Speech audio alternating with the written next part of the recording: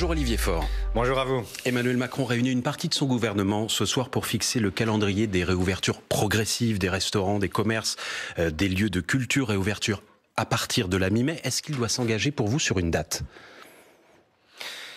Il doit fixer un horizon, donner un agenda, et puis après tenir compte aussi d'une réalité, qui est une réalité dure, très dure. Vous avez entendu, comme moi, les reportages qui sont faits en ce moment sur les hôpitaux et sur la situation que vivent nos personnels soignants, qui est épouvantable, avec des hospitalisations, des réanimations qui sont non pas revenus au seuil du premier confinement, mais qui sont déjà au-dessus de ce qu'était le deuxième confinement. Donc est pas d'engagement dans une situation critique tant que l'épidémie ne recule pas très clairement sur une date de réouverture pour tous ces secteurs. Je me souviens que le président de la République avait fixé lui-même des critères à l'automne dernier, en expliquant que avec 5000 cas à jour, on pouvait à peu près vivre normalement, mais qu'au-delà, il fallait prendre des mesures sévères de freinage. Donc aujourd'hui, la question, c'est sur quels critères se fixe-t-il ? Comment compte-t-il aussi contrebattre les variants ? Parce que on a simplement, depuis mardi dernier, la fermeture des frontières, enfin, la suspension des vols pour ceux qui viennent du Brésil. Mais en fait, on continue à venir de Guyane, on continue à venir d'un certain nombre d'endroits du monde où le virus est lui-même apparu. Donc, juste sur les critères. Le variant. Donc, il faut qu'on ait des éléments qui soient des éléments probants et qu'on soit protégé et qu'on n'ouvre pas à nouveau la bergerie aux loups. Olivier Faure, juste sur les critères, vous disiez, on s'était fixé la barre des 5000 contaminations à l'automne dernier. Cette barre n'a jamais été respectée et pourtant il y a eu réouverture. Est-ce que pour cette fois-ci, comme pour les écoles, Emmanuel Macron a dit que le retour en classe ne dépendait pas de l'épidémie, est-ce qu'on doit faire la même chose pour le retour à l'économie ? Mais moi, ce que je lui demande, ce sont des critères qui soient des critères clairs, qu'on ait des éléments qui permettent à tout le monde d'apprécier, qu'on puisse en discuter. Le critère de l'acceptabilité des Français. On n'est plus dans le même contexte. Le critère d'acceptabilité en fait partie aussi. Celui-là, il se chiffre pas. Ouais. Il se chiffre pas, mais il n'empêche que quand même, pour pouvoir arriver à fixer un horizon, il faut aussi se dire quels sont, au fond, les critères qui nous permettent de juger d'une situation. Et notamment le critère sanitaire, le critère aussi d'admission à l'hôpital. Enfin, que veut-on ? Je lisais, je faisais tout à l'heure allusion aux reportages qui sont faits. Vous avez lu dans le journal Le Monde le reportage édifiant sur l'hôpital Bichat. Bichat à Paris, oui. C'est terrifiant. En fait, que veut-on ? Est-ce qu'on veut vraiment qu'on ait demain, en fait, des médecins, des infirmiers qui soient dans une situation où ils soient obligés de pratiquer le tri ? Aujourd'hui, on dit qu'on n'en est pas encore arrivé là, c'est pas tout à fait vrai. Aujourd'hui, on a déjà des gens qui ne sont plus hospitalisés pour des maladies qui sont des maladies graves, mais parce qu'on déprogramme leurs opérations pour pouvoir les renvoyer à plus tard. Alors on fait quoi ? Sachant qu'on n'a pas encore atteint le pic de la troisième vague, si la situation à l'hôpital est toujours tendue, il faut repousser la date du déconfinement ? Ça veut dire qu'il faut y aller de manière très progressive. On a raté le moment du confinement. En janvier, certainement, aurait-il dû fallu commencer par des mesures de freinage plus sérieuses et plus sévères pour pouvoir justement empêcher le variant britannique de s'exporter comme il s'est fait, se diffuser comme il s'est diffusé. Mais maintenant, il faut au moins ne pas rater le déconfinement et donc y aller de manière progressive, faire en sorte que toutes les conditions soient réunies pour que nous puissions gagner du temps pour pouvoir vacciner davantage. On sait bien que la règle, elle est très simple. C'est freiner le virus, accélérer la vaccination. Ce sont les deux règles fondamentales. Il n'y en a pas d'autres. Olivier Faure, les liaisons sont désormais donc interdites entre la France et le Brésil, les liaisons aériennes. Est-ce qu'il faut le faire avec d'autres pays ? Afrique du Sud, par exemple. Il faut le faire avec tous les endroits où, aujourd'hui, le variant brésilien est en train de prendre le dessus sur les autres... Il y a le variant sud-africain aussi. Et sur le sud-africain, mais c'est la raison pour laquelle, oui, je pense que la question... Enfin, je regardais ce qui se passe. J'étais l'autre jour à l'ambassade de Taïwan, qui s'est très bien débrouillé avec la crise Covid. J'aurais demandé, mais comment avez-vous fait ? Et ils m'ont répondu tout simplement, ils m'ont dit, mais nous, depuis le début, il y a une quatorzaine à l'hôtel pour toutes celles et ceux qui rentrent sur le territoire taïwanais. Bon, écoutez, c'est pas ce que font les Britanniques aussi. Oui, c'est pas que je sois un adepte pour le retour du Brésil. 10 jours obligatoires dans un hôtel ou dans un établissement. C'est un choix que la France n'a pas fait jusqu'à présent. C'est sur la base d'une attestation sur l'honneur, la quatorzaine ou la septaine en France, puisque c'est. Oui, et je le regrette parce que la réalité, c'est que quand on avait, dans la première partie de la crise épidémique, on avait un virus qui était identique partout. Donc, il n'y avait pas de raison particulière de freiner les arrivées, puisque de toute façon, on avait le même mal. Mais aujourd'hui, on sait bien qu'il y a des variants qui se développent, et à chaque fois qu'il y a un variant qui est identifié et qui pose problème, eh bien, c'est une situation de crise qui s'accentue, et donc ça supposerait qu'en France, on ait des méthodes qui soient identiques à celles de nos voisins. Et donc plus coercitives, donc il faut que la quatorzaine soit obligatoire, vous le dites très clairement. Oui, bien sûr. Oui, bien sûr. Je pense que nous devons aujourd'hui prendre des mesures. C'est pas suffisant. Les virus passent les frontières aussi, mais ça permet de freiner et de faire en sorte que la diffusion soit la moins rapide possible. Pourquoi ? Parce qu'encore une fois, nous avons un sujet qui est très simple, c'est qu'il faut vacciner dans l'intervalle. Et quand nous aurons vacciné l'ensemble de la population, alors cette question-là ne se posera plus. Mais pour l'instant, elle se pose. Et donc oui, il faut freiner. Et donc oui, il faut des mesures qui soient des mesures coercitives à l'entrée de nos frontières. Olivier Faure, un hommage sera rendu aux victimes du Covid-19 à l'approche des 100 000 morts. Est-ce que le président doit officiellement s'excuser pour sa gestion de la crise, comme l'a fait outre-Manche Boris Johnson, le Premier ministre britannique ? D'abord, 100 000 morts, on dit bientôt. Vous avez vu que l'INSERM dit c'est déjà passé. Et donc, ce qui est terrifiant, c'est à quel point nous nous sommes habitués à l'idée de la mort. 100 000 morts qui étaient des morts évitables. Bien sûr, on meurt tous un jour, mais ceux-là auraient pu mourir beaucoup plus tard. Et ce qu'on voit aujourd'hui, ce sont des morts de plus en plus jeunes. Et donc, oui, il y a d'abord, effectivement, un hommage à leur rendre, et ça participe aussi de la prise de conscience de chacun d'entre nous. On a du mal, ça fait trop longtemps qu'on est dans cette situation avec les gestes barrières, avec toutes ces contraintes sur nos vies, mais il faut aussi qu'on comprenne que chaque jour, ce sont des familles qui sont endeuillées, et il y en a 100 000 aujourd'hui, à minima, qui sont endeuillés, qui ont perdu l'un des leurs. Un grand-père, une grand-mère, un père, un frère, Est-ce qu'il faut que le président s'excuse ? Et le président a sa part de responsabilité, évidemment. Je ne sais pas si c'est une question d'excuse, mais ce qui est certain, c'est qu'il doit prendre lui aussi la dimension. J'ai l'impression parfois que il est dans une forme d'insoutenable légèreté. Quand il fait des paris en janvier, quand il considère qu'il peut faire des paris sur la santé des Français. C'est utilisé le terme de pari, c'est pas lui. C'est pas lui. Enfin, c'est lui qui a laissé dire par ses proches qu'il était devenu épidémiologiste. C'est lui qui a laissé entendre que la science était bien, mais que la politique devait prendre le dessus, qu'il était finalement celui qui savait mieux que tout le monde. Donc oui, il a une responsabilité particulière, parce que c'est lui qui a fait ses choix. Une insoutenable légèreté d'Emmanuel Macron. Mais écoutez, en janvier, quand le Premier ministre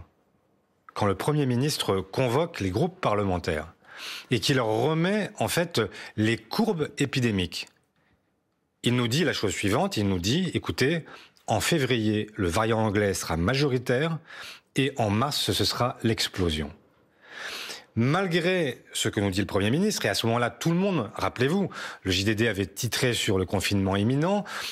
La semaine qui précède, donc on a le porte-parole du gouvernement qui explique aussi, qui prépare les esprits, que ça va être dur, etc. Tout le monde était pour un confinement, même les qui prend les Tout décisions. le monde pense, oui, bien sûr, mais enfin, le JDD en général, il sait prendre ces informations là où on les lui donne. Là, ça n'a pas marché en l'occurrence. Ça n'a pas marché parce que, justement, le gouvernement prépare le ministre de la Santé, le Premier ministre, tout le monde prépare à des mesures de freinage brutal. Et puis, finalement, le chef de l'État, alors que personne n'est informé, qu'il n'a consulté absolument personne, que personne n'est au courant, il dit « il n'y en aura pas ».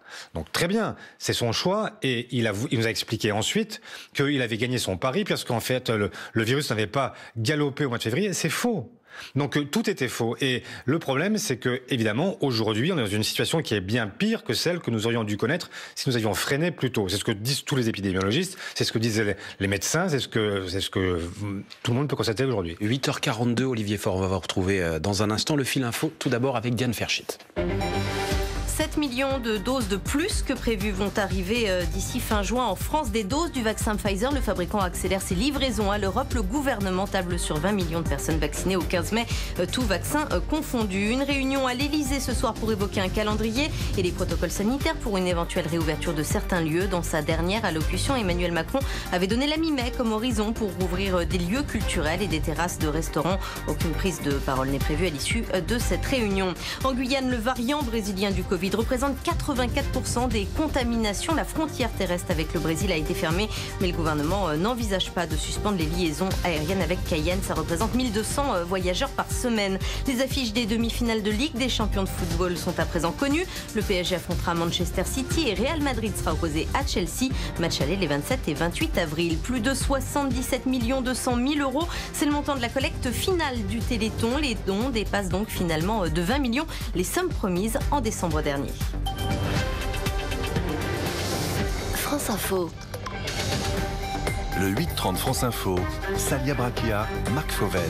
Toujours avec le premier secrétaire du Parti Socialiste, Olivier Faure. Toutes les composantes de la gauche vont se retrouver après-demain à Paris, réunion à huis clos dans un lieu qui est pour l'instant tenu secret. Jean-Luc Mélenchon n'y sera pas. C'est une bonne ou c'est une mauvaise nouvelle ? Qu'on se retrouve tous... Non, que Jean-Luc Mélenchon n'y soit pas. Contrairement à la formule, un seul être vous manque, mais tout n'est pas dépeuplé. Il vous manque, Jean-Luc Mélenchon ? Il va manquer à cette réunion ? Il aurait été bien qu'il soit là, il n'est pas là, j'en prends acte, et je souhaite de toute façon que la gauche se retrouve, et l'initiative prise par Yannick Jadot est une très bonne initiative. Il est temps que la gauche se reprenne, parce que si elle ne se reprend pas, elle va disparaître. C'est simple. Quand vous regardez, y compris même si il faut être très prudent sur les études d'opinion, qui sont un an à l'avance, non pas prédictives, mais qui sont quand même une alerte. 25% pour toute la gauche réunie. Exactement. 25%. C'est un score historiquement bas. Je crois que c'est une alerte suffisante pour que chacun comprenne que si nous ne faisons pas l'effort de nous comprendre, nous entendre et surtout d'expliquer aux Françaises et aux Français qu'il y a une alternative à gauche, alors nous disparaîtrons les uns et les autres. Dans ce cas-là, est-ce qu'il ne fallait pas tout simplement attendre que Jean-Luc Mélenchon rentre de son voyage en Amérique du Sud ? Si la gauche est menacée d'explosion et qu'il faut tout le monde à la même table, est-ce que 3 jours ne pouvaient pas sauver la partie ? Non, je ne crois pas que ce soit 3 jours, mais enfin, en l'occurrence... C'est un problème d'agenda, l'absence de Jean-Luc Mélenchon, ou c'est parce qu'il ne veut pas venir ? Je ne sais pas, c'est à lui qu'il faut poser la question. Il sera représenté. Moi, ce que je sais, c'est que Jean-Luc Mélenchon a déjà fait un choix. C'est celui d'aller à l'élection présidentielle jusqu'au bout, tout seul, avec son projet. Écoutez, il veut, lui, envoyer quelqu'un parmi les siens, non pas pour négocier sur un candidat commun et sur un projet commun, il veut le faire sur un pacte de non-agression.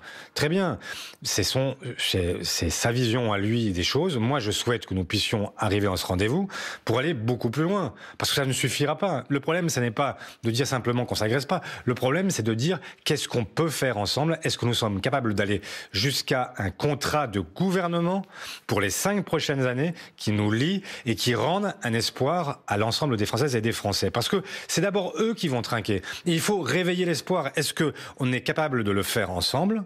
Et si on le fait ensemble, eh bien dans ces cas-là, il y a quelque chose qui se passera dans le pays, parce que ce que j'entends, ce que je vois, ce que je comprends aussi, c'est que les Français sont dans l'attente de quelque chose d'autre.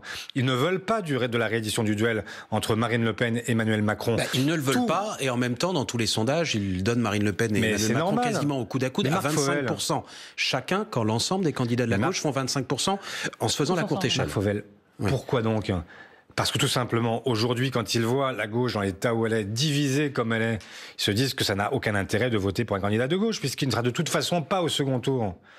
Quel est l'intérêt de voter pour lui ? Et donc, Olivier Faure, votre réunion, elle n'est pas déjà morte dans l'œuf, sachant que l'homme qui arrive en tête à gauche dans les sondages ne sera pas là, sera absent.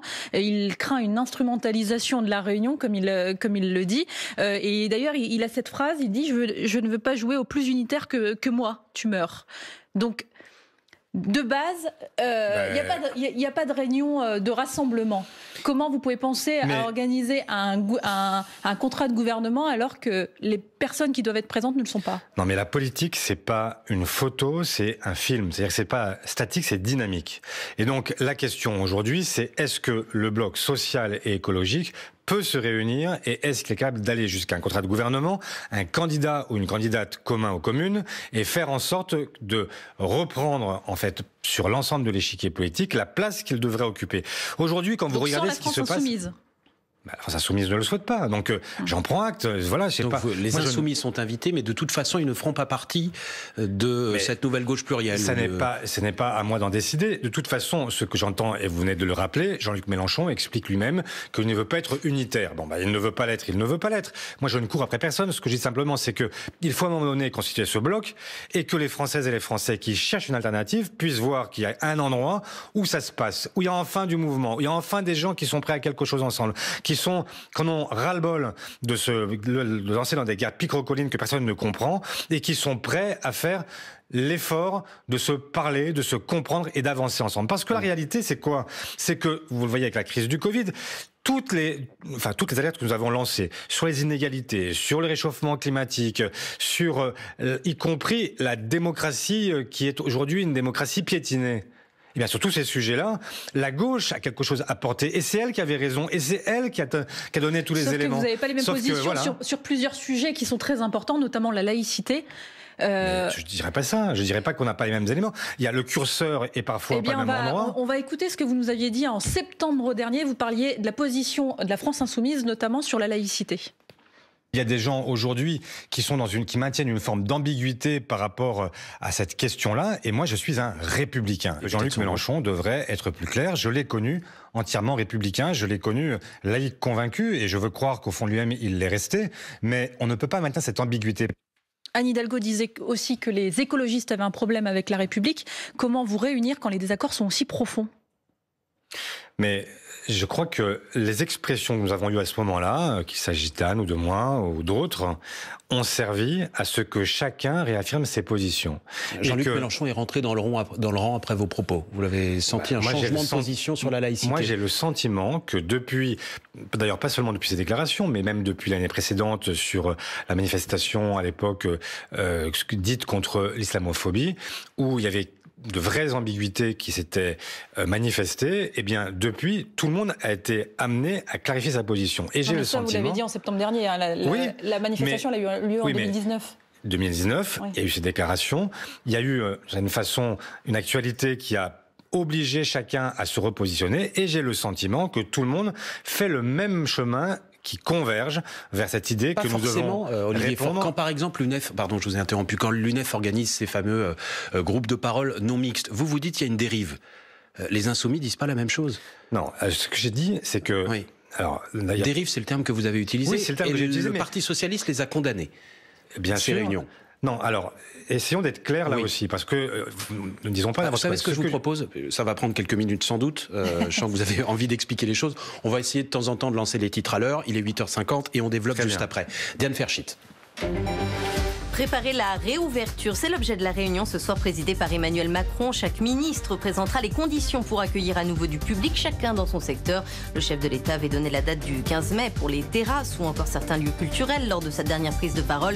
Emmanuel Macron qui doit, selon un de ses conseillers, annoncer d'ici une quinzaine de jours le calendrier qui aura été arrêté. 412 plaintes recensées par le parquet de Paris depuis le début de la crise, des familles qui dénoncent la gestion de l'épidémie par des ministres, des décideurs publics ou encore des directeurs d'EHPAD selon les informations de France Info. Au moins un tiers de la production viticole française va être perdue.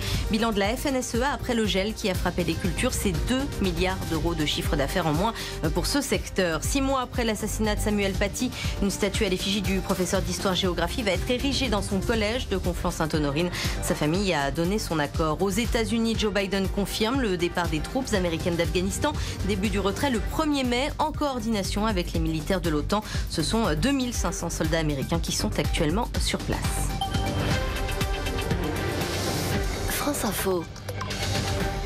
Le 8-30 France Info, Salia Braquia, Marc Fauvel.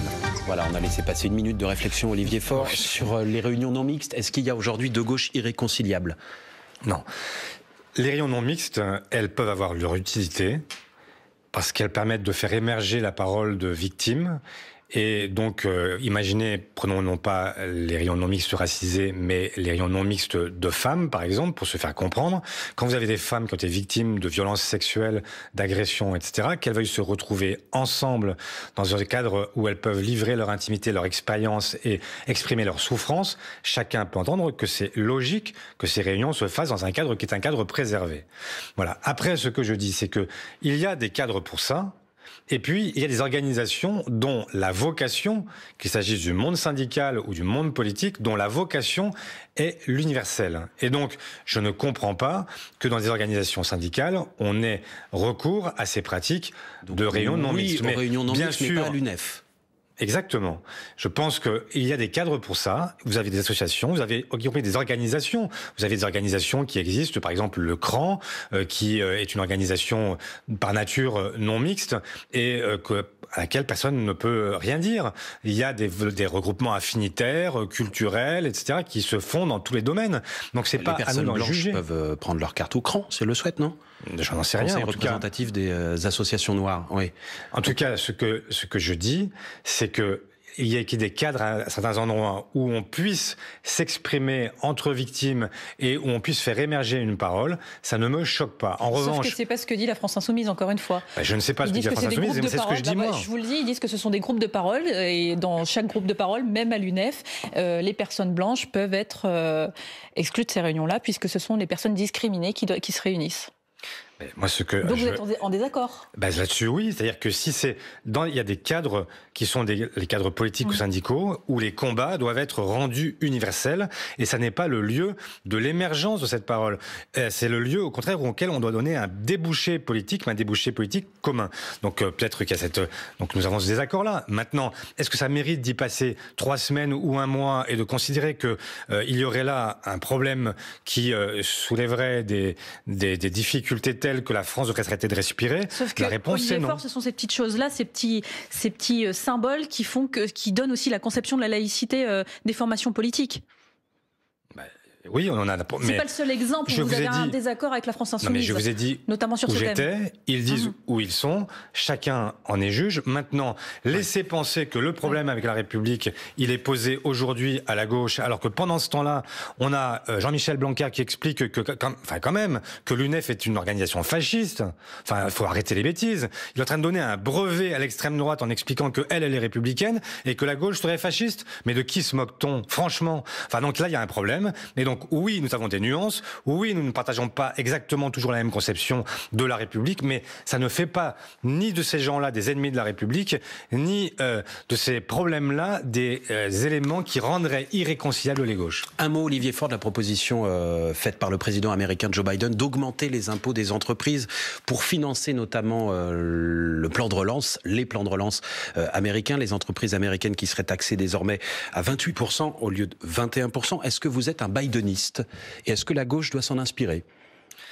Je ne sais pas. Lui qu'on avait, je précise, qualifié de centriste un peu mou pendant la campagne présidentielle américaine. C'est vrai, et qui montre depuis qu'il est au pouvoir à quel point, en fait, il est peut-être inspiré par Sanders aussi, mais en tout cas... Il faut toujours se méfier des mous, en fait. Oui, sans doute. Des faux mous. Je ne sais pas pourquoi vous dites ça. Non, je dis ça, je pense à personne. J'espère. Je ne me permettrai pas.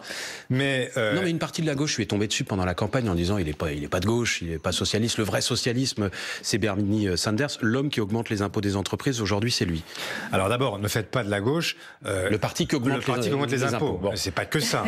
Ce serait un peu limiter les choses. Mais évidemment, dans un moment de crise qui a coûté cher à l'ensemble des États-Unis, mais au monde entier, la question qui vient juste après, c'est en fait qui va payer la facture. Et en France, vous avez un exemple simple, c'est que vous avez le ministre de l'économie et des finances qui dit ce seront les futurs retraités. Il dit on va faire la réforme des retraites pour payer la dette. Et puis vous avez les socialistes qui disent quoi? Qui disent, je l'ai dit à plusieurs reprises, nous l'avons dit à plusieurs reprises, nous ferons plutôt un prélèvement exceptionnel sur les entreprises qui ont profité de la crise. Oui, mais si c'est exceptionnel, c'est une année. Exceptionnel, ça veut dire que ça doit être exceptionnel au sens où on doit augmenter le taux d'imposition, mais je ne sais pas pour combien de temps. Ce que je sais, c'est que vous avez des entreprises, regardez les GAFAM, Amazon qui s'est goinfré pendant involontairement, je ne les accuse pas, mais la réalité, c'est que vous avez des entreprises dans la grande distribution, dans la pharmacie, dans les... C'est ce gouvernement qui a mis en place la taxe sur les GAFA en France en se fâchant avec les États-Unis. Non, ils ont mis il y a un ersatz de taxes. C'est le seul pays qui l'a fait. Mais pour l'instant, c'est tellement faible. Pays qui l'a fait. Et rappelez-vous de ce qu'avait dit le gouvernement, il était prêt même à y renoncer quand Trump a élevé la voix. Donc, en cas d'accord. Oui. Ce qui va sans doute se produire avec la nouvelle position de Joe Biden. Voilà, et donc on va baisser. Donc la question c'est qu'est-ce qu'on fait ? Est-ce qu'on est prêt à faire, est-ce qu'on va faire payer toujours les mêmes, ou est-ce qu'au contraire on va considérer qu'il faut prendre plutôt l'argent là où il se trouve ? Ben, ma réponse, c'est plutôt là où il se trouve. Salia ? Selon le Figaro, Olivier Faure, l'ancien siège du Parti socialiste, rue de Solferino, que vous aviez vendu il y a 3 ans, 45 millions d'euros, vient d'être vendu 3 fois plus cher. Est-ce que vous êtes fait avoir ? Mais pas du tout. Enfin, je sais bien pourquoi. Enfin, c'est vraiment malveillant comme article parce que renseignez-vous auprès d'Apsis, qui a été l'acheteur de la rue de Solferino. Oui. Ils ont depuis acheté le 8 bis, le bâtiment d'à côté. Ils ont racheté des parkings qui sont en dessous. Ils ont fait plusieurs dizaines de millions de travaux et ils ont revendu un bien qui est sans comparaison avec celui que nous avons vendu. Qui est beaucoup plus grand, c'est ça que vous dites ? Oui, ça a été expertisé. Au moment où nous avons vendu, il y a eu une expertise qui a été rendue publique par 3 cabinets à l'époque, je crois. Et le bâtiment était expertisé autour de 30 millions d'euros. 30-35 millions d'euros. Nous l'avons vendu 45. À l'époque, l'acheteur s'est fait moquer partout sur le mode c'est quoi cette histoire ? Vous vous êtes fait avoir. C'était un appel d'offres qui était public, sous pli fermé, chez notaire. C'était le mieux disant. La deuxième offre en dessous devait être 3 millions en dessous. Et après, il y avait des offres très inférieures encore.